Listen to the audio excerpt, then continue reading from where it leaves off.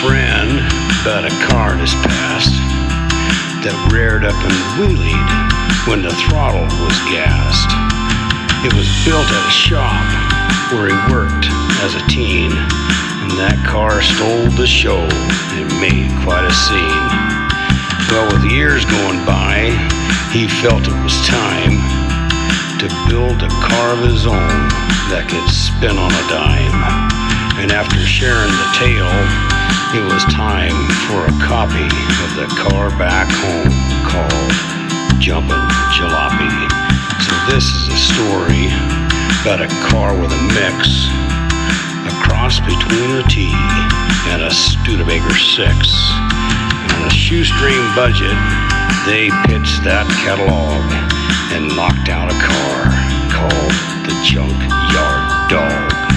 Johnny spotted the wreck in a ditch out of town, just an old T-bone coupe that was flipped upside down. And the floor of the body was all rusty and bare. With the chassis all gone, there was nothing but air. They decided just to truck that old wreck home, even though she'd been stripped of her trim and her chrome.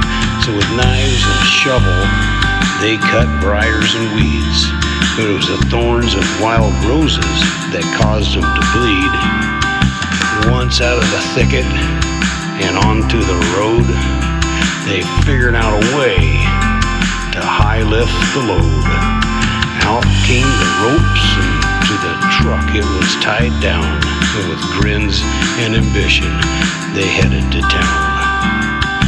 Wives were shaking heads and rolling their eyes, and as most men know, well, that's not a surprise. So with a grain of salt, well, they took it like a man, and they put their heads together to produce a plan. It dawned on Johnny about a truck his daddy had, with a good running gear and a body that was bad. So they torched off a cab and they got rid of the bed, thus to make enough room for the T-bone instead. The truck was much longer than the coupe Model T, so the hot wrench again entered the recipe. As they fired up that torch, started cutting the frame, the more that they cut, well, the shorter it became. Then they burned off the rivets from the perches and the shackles so Dad and Johnny could remount that rear axle.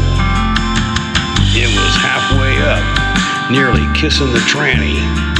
With a crack of the throttle, well, she got a wheelie and granny. The coupe's top was gone, and really who knows where. The body was tweaked. It wasn't even close to square.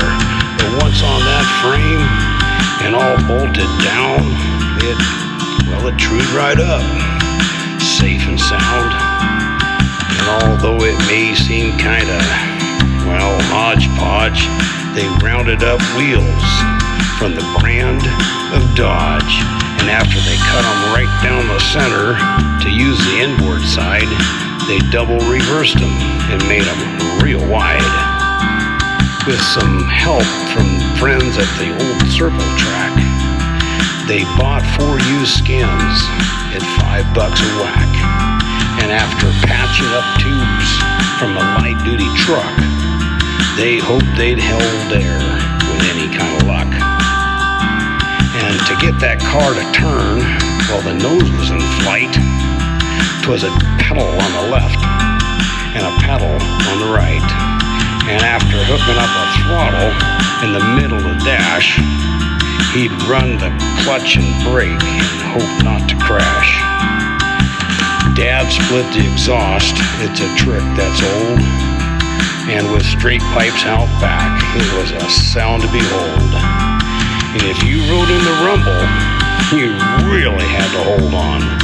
To finish the parade was quite the marathon.